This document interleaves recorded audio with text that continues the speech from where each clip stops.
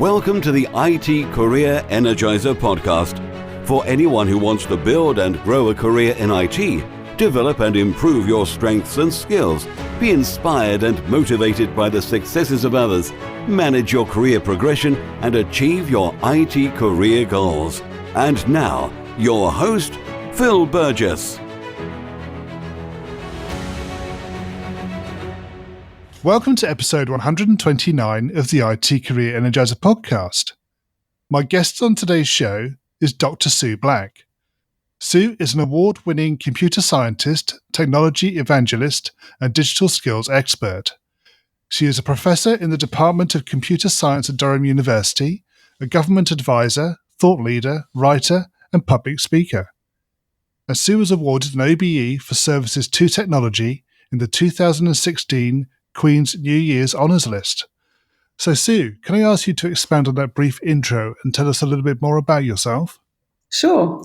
Well, like hearing all of that together is quite funny. It makes me sound very old to me anyway. I would, it's possibly true. Since I've known about technology and computer science, I've been very excited about it. So, I left school at 16. I didn't go back into education until I was 26. I think I did a maths access course and then did computing at uni, stayed on, did a PhD in software engineering. And then basically from there, I kind of applied for promotion anytime I could. So I went from being a PhD student to being a full-time lecturer, then a senior lecturer, then a principal lecturer. Then I applied for a head of department job at University of Westminster and got that. So I was head of department for a few years. Yeah, and then I've done a few things outside of that, and now I've just started last November as Professor of Computer Science and Technology Evangelist at Durham University, which actually is like my dream job. So I'm very excited to be here. Right. What in particular excites you about working in the education field? From a personal point of view, education kind of changed my life. When I was studying, I said I was 26 when I did a maths course, but at that time, I was a single parent living on a council estate in London and bringing up my kids on my own. And I thought about trying to go back to work, but realised I wouldn't even earn enough money to pay for childcare for the kids. So I decided to go back into education. And, I just loved it so much. And, I wasn't I wasn't acing everything, but, I just love learning about stuff. And I've always had a curious mind, I guess. I've always loved learning. And I just feel like going back into education just changed my life in so many different ways. And so from a personal point of view, I kind of want that to happen to other people, for them to have a great education experience. And I think as a teacher, as a lecturer, it's wonderful to be able to help people to understand the world, understand technology, understand various different things. That seeing that kind of light bulb moment when someone actually gets something that you're talking about is just a wonderful thing to be able to do. So, I love it from various different perspectives. Great. Okay. Sue, can you perhaps share a career tip with the IT Career Energizer audience, one they may not know and perhaps should? So I set up a network for women in tech 21 years ago now. And so I felt like for me to be a good chair of that network, a good kind of leader, I should find out everything about what it's like to be a woman in tech and how to have a great career, I suppose. So I started reading loads of stuff about that kind of thing, about career progression and that. And I think the main things that I really remember from that I have used are around talking about what you do to other people, creating a great network inside work and outside work of people that you get on with, and that's at your level and below and higher. So people that you enjoy talking to, and tell them what you're doing and talk to them about what you're doing and talk to them about what they're doing. Because I think that really helps you to make friends who've kind of got shared interests, but also then people around the company know what you're doing, and you might get some feedback on what they think of what you're doing, but also you're spreading the word about what you're doing. So I think that really helps with, particularly when you're then going for promotion, that people know about what you've been doing already because you've kind of been talking about it all the way along. Absolutely. Okay. So can you maybe tell us about your worst IT career moment and perhaps what you learned from that experience?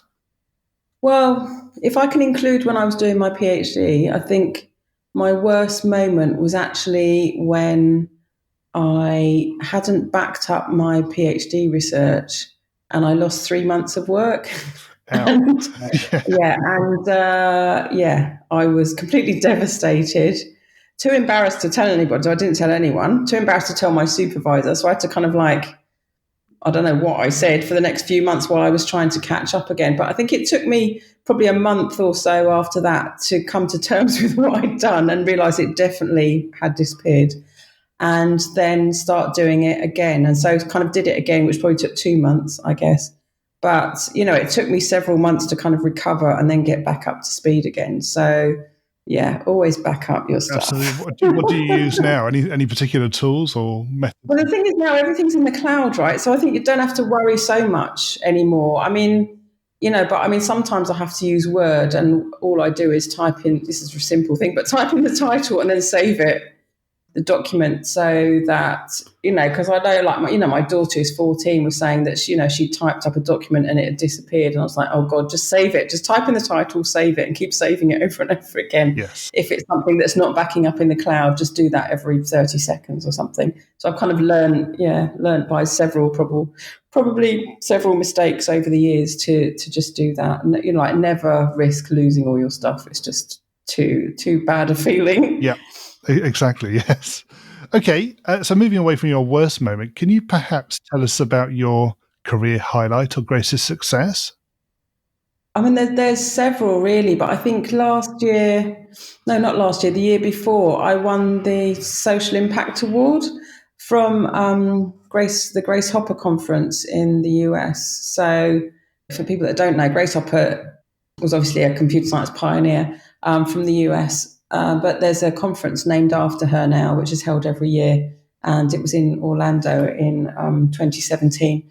And they have various awards each year. And I won the Social Impact Award. So I got to give a speech to, I think it was 17,000 people in the audience, mainly women in tech, and loads of them like computer science undergraduates from mainly the US, but also from all over the world.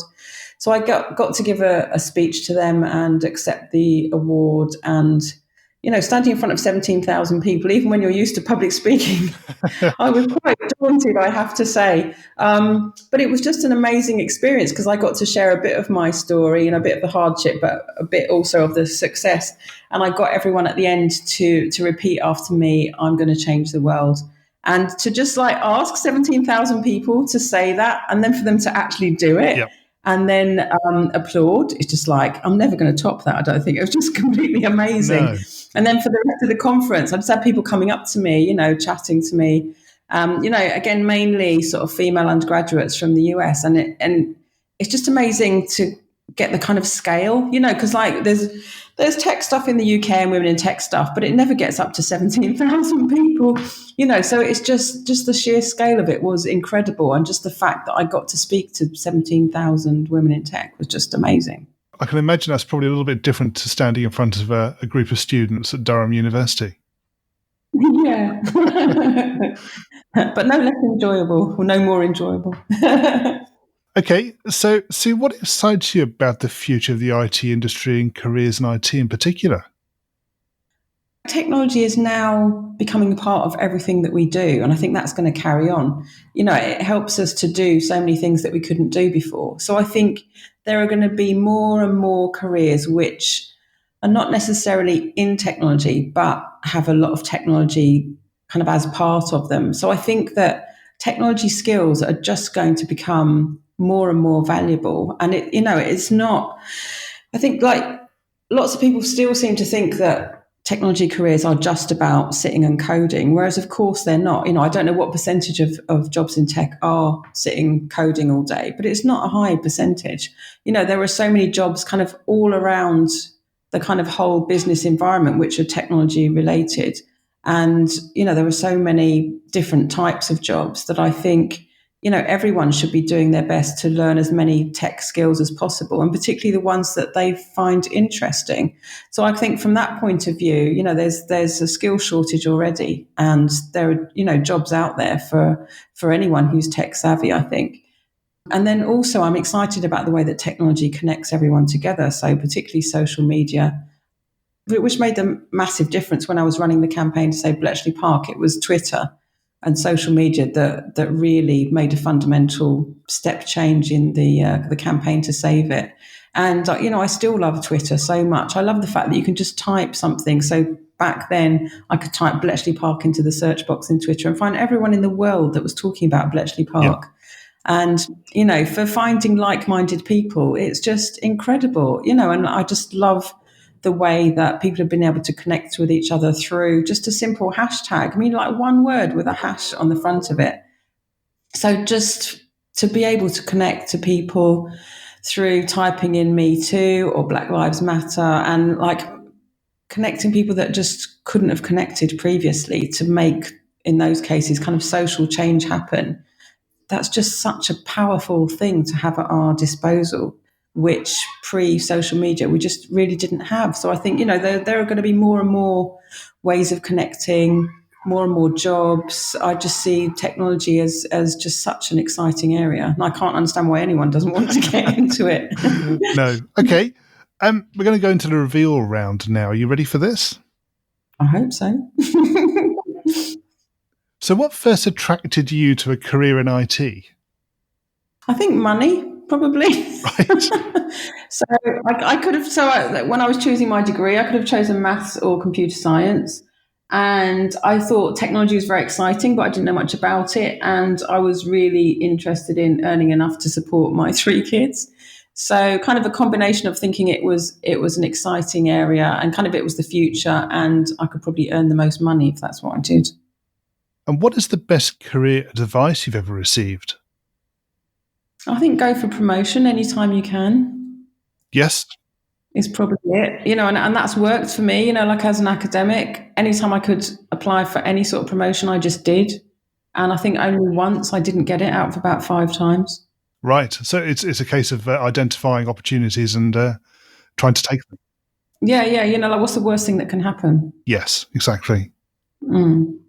If you were to begin your IT career again right now, what would you do? I think like in the back of my mind, I'd really love to be a full stack developer. And it's not something I've just got the energy for now at my age, like as a middle-aged person. But I think when I was younger, I would have loved to do that. And what career objectives are you currently focusing on? I'm really interested in kind of changing the world with technology. So whatever that might be. So changing people's lives, helping disadvantaged people, basically people coming from my background, I guess, to achieve through technology. So that's why I set up my social enterprise techmums to do that. I'm also quite interested in becoming a university vice-chancellor. So, Right. So that might be on the cards at some point as well. Yeah. But kind of like empowering people through technology to change the world, and personally becoming a vice-chancellor. And what's the number one non-technical skill that has helped you in your career so far? Chatting to people. I think chatting to people, making friends. And yeah, I think that I had no clue at the time. So when I was doing my PhD, my supervisor said, you've got to network. I was like, I don't want to do that. I don't want to talk to people I don't know. So I was pretty horrified, and I was very shy then. So I was very scared of doing that.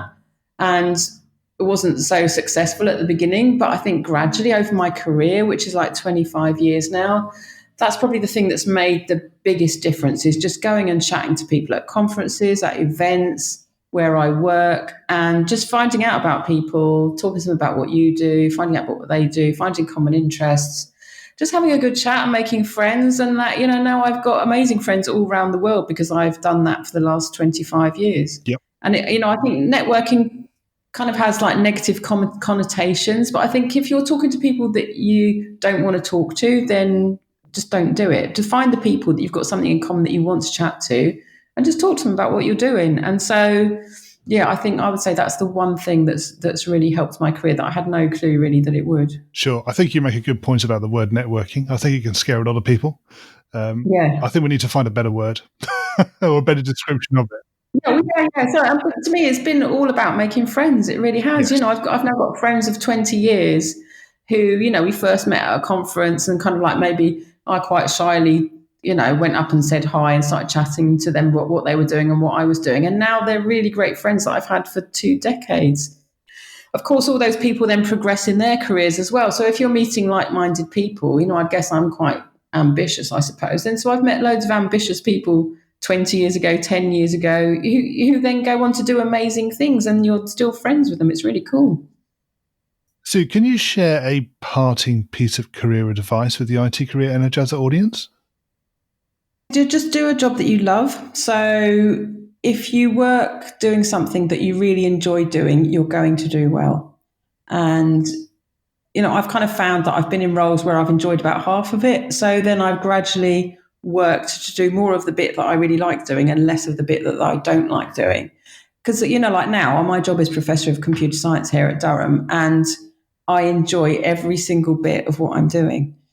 But it's, you know, it's taken me a while to get a role where I can do that and be that. But, you know, it's wonderful. It's wonderful to look forward to going to work and to look forward to the meetings that I'm having, look forward to the projects that we've got. I just love all of it. And, you know, try and get yourself into that position. Yeah. And finally, what's the best way we can find out more about you and connect with you? On Twitter, probably on Twitter, I'm at Dr. Black, or through my website, sueblack.co.uk. Sue, thank you so much for joining me on the podcast today. It's been great chatting with you. Thank you. You're very welcome. A quick thank you again to my guest on today's show for sharing their career tips, advice and experiences. You'll find a show notes page for today's episode on the IT Career Energizer website, which will be itcareerenergizer.com/e and then the number of today's episode. Now that there are 3 new episodes of the show every week, make sure that you're subscribed to the show so you don't miss out. And don't forget to join the new IT Career Energizer community group in Facebook. If you're enjoying the podcast, it would be great to hear from you and to learn about your own career journey, your successes, opinions, and thoughts on the future of the industry. Thanks for supporting the show, and remember, if you're not growing your career, you're slowing your career. Thanks for listening to the IT Career Energizer podcast. To find out more about building a successful career in IT, visit itcareerenergizer.com.